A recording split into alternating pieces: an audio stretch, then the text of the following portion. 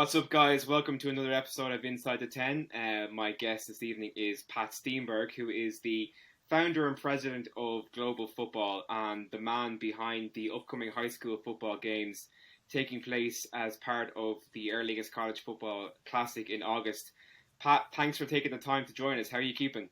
Hey, Jimmy, I'm doing well. I was over in Ireland a couple weeks ago working on lots of logistics, and I came back with a bigger list to do than what I left with. But it's a fun time. It's springtime in Texas too, which is the same type thing you get in Ireland. I mean, the trees are starting to bud out, the wind's starting to blow a little warmer, so life is pretty darn good, Jimmy. Well, we've actually had some unseasonable snow here recently, Pat, overnight. I Yeah. don't imagine you're getting snow in Texas at the minute. Now we had that about a month ago, but my daughter is over there visiting her in-laws out in Navan, and she was telling me it's been a bit brisk, so that's all right. Yeah, that's actually my neck of the woods. So, Pat, global football is the world's largest exporter of amateur American football. But for people who mightn't be as familiar with it as I am, can you give us a bit of background about the concept and how it came to be? Sure, I was very blessed, Jimmy, to go to a good high school, get good enough stats and a good enough education to earn a scholarship to play at the University of Notre Dame under Ara Parsegan. You know, was able to letter 2 years. Never became a big star. There was a guy named Joe Theismann playing in front of me. 2 of those years, who was pretty good, and I got done. I got injured my senior year, so football was over for me, and I was really totally out of it. But I was always involved in like marketing, communications, sports, education, all those. And in 1996, I decided to link those all together and created Global Football with really the mission of giving young men, teams especially, and their coaches and families the chance to travel internationally, to learn about other cultures and experience other places and people, and then to do it as a team, which I think is the best way to bond with other people. So started that. I took one high school out of Baltimore to London in 1996, and now we've been to 28 countries on 6 continents and just getting going. You mentioned that the high school team there, Pat. So the Global Irish Football, the Global Ireland Football Tournament or Gift, that Right. really came as a kind of a shoot off of global football as a whole. Yeah, Anthony Travel had been my kind of my travel partner for most of these 27 years. And John Anthony was the owner of that company, still is involved as president. And he knew I wanted to do some more high school games. And he called me up in 2010 and told me that, Notre Dame and Navy were going to be playing in Dublin. Perhaps there was an opportunity to do something there. So I jumped on that idea, and we were able to take a dozen high schools. Actually, we took two Division III colleges. John Carroll University played St. Norbert Yeah, as one of those games, and then 10 high schools.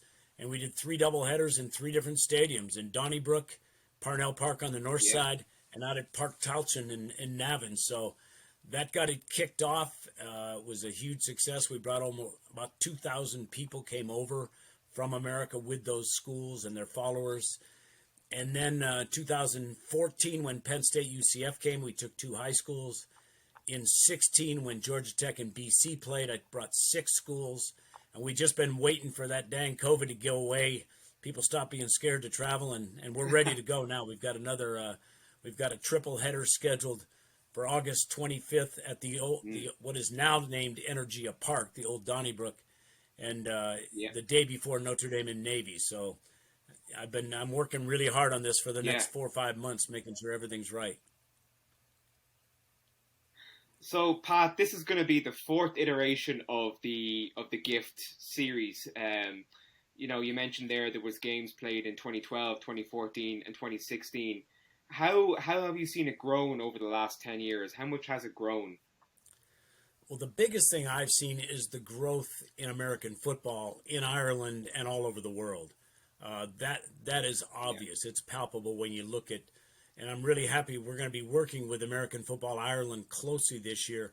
I ended up with an odd number of teams. I had a team that backed out about 6 weeks ago for different reasons, and I was kind of scrambling to find a sixth team.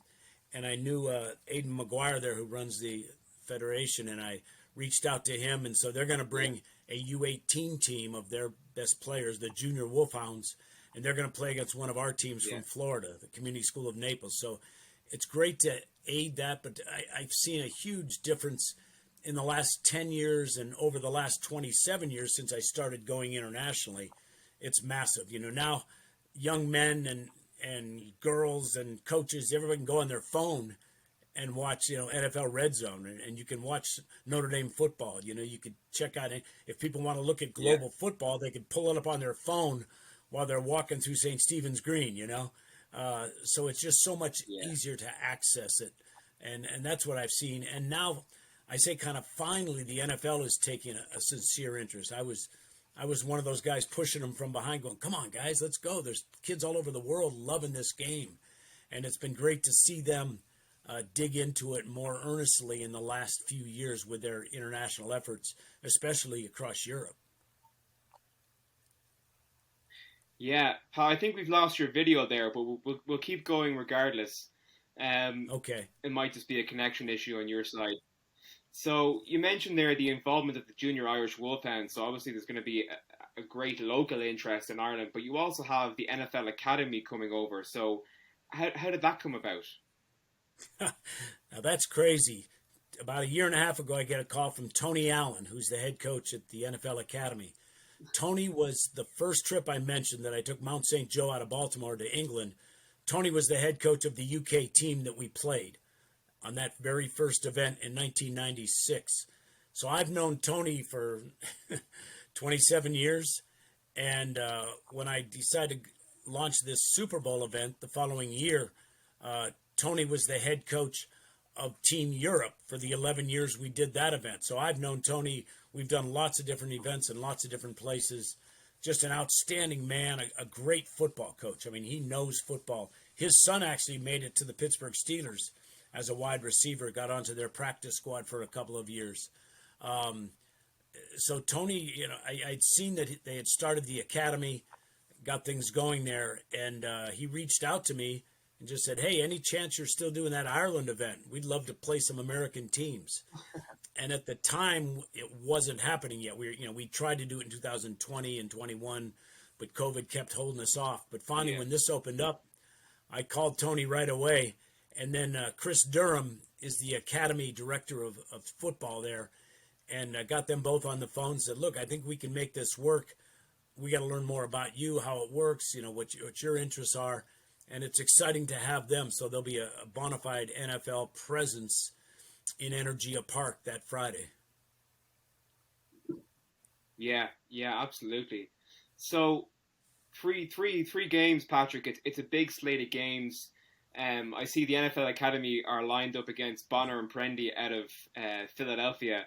I have family in Philadelphia, so I know who I'll be rooting for in that game. But how do you envision it growing over the next 5, 6, 7 years?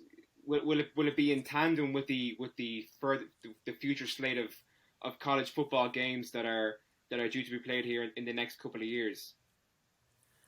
Yeah, I envision that. I know there's a 5-year agreement with the Anthony Travels / On Location group, who are partnered there with the corporate.ie, who do a lot of great work on the ground in Ireland to make this event happen.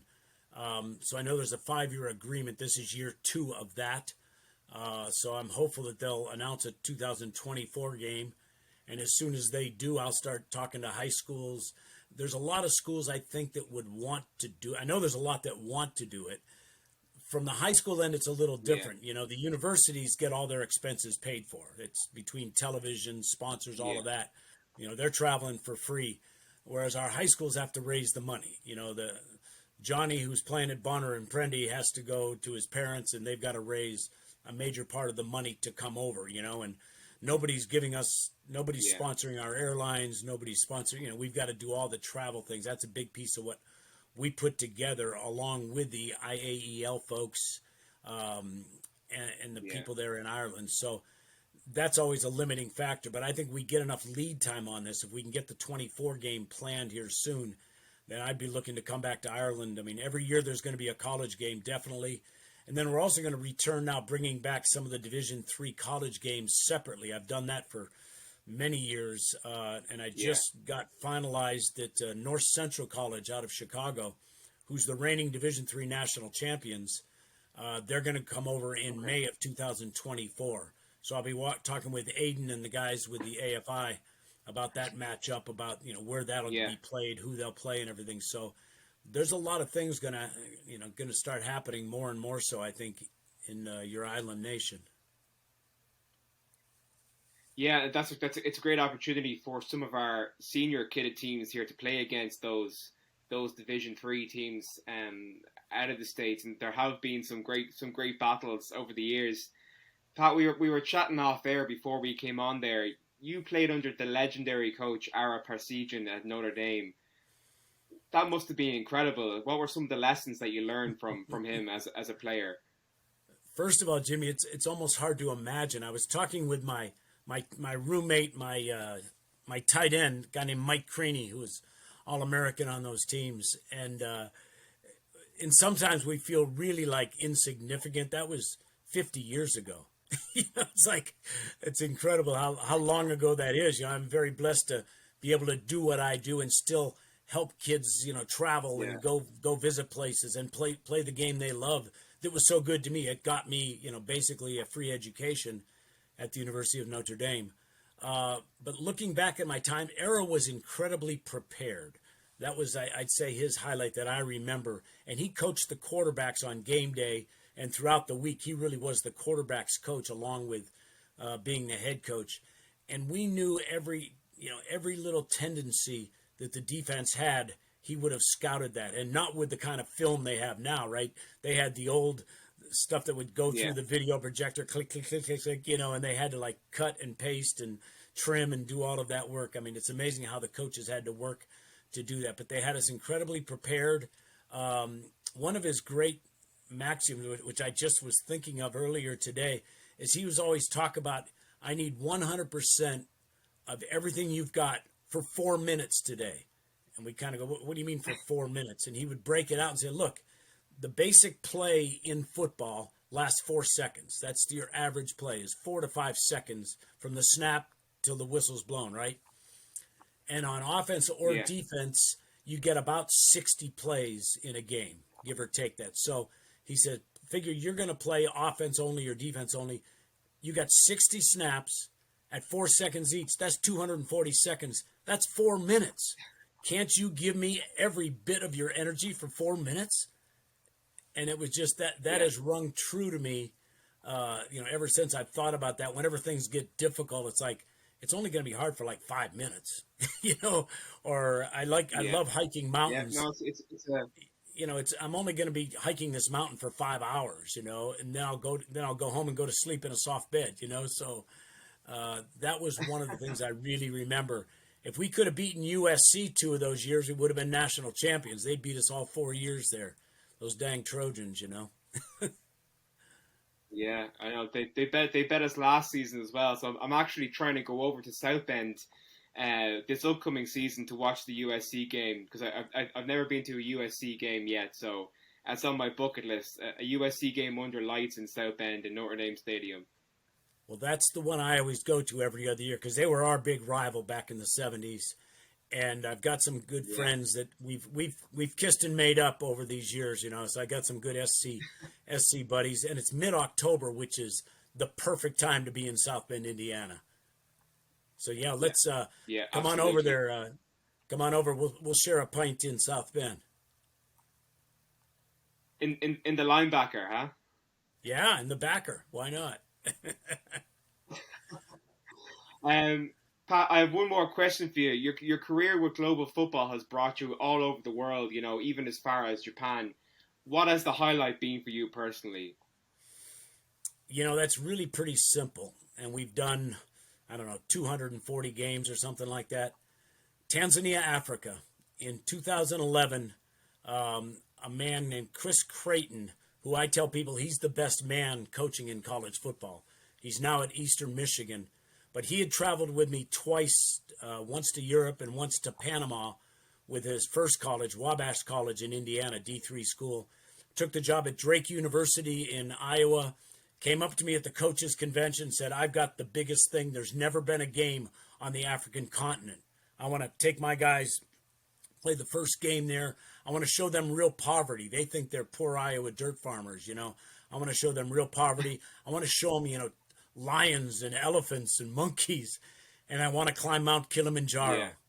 And I went, wow, how high is that? He goes, 19,325 feet. And I said, I'm in, coach. What do you want me to do? And he said, I've got my team, my permission, my university. You do everything else. And 16 months later, we were standing on the field in Arusha, Tanzania, where Tanzania flew their flag of independence in 1971. So here we were, awesome. 40 years later, playing American football there against a team from Mexico that we brought over. Played that game, and then we did all the other things, and then we got to the summit of Kilimanjaro with 119 guys. So that one rings true, and I'm looking for somebody who wants to go back. So, Jimmy, if you got anybody else who wants to go to Africa, hike Kilimanjaro, play some football, I know the route. I'll have to ask around. Yeah. Well, GIF 2023 is taking place in Energia Stadium on Friday, August 25th, the eve of the Aer Lingus College Football Classic between Notre Dame and Navy. Pat, thank you so much for your time this evening, and I'm looking forward to seeing you in August. We'll catch up and have a Guinness. Sounds good. Thank you, Jimmy. Appreciate it. Thanks. All the best, Pat. Yep.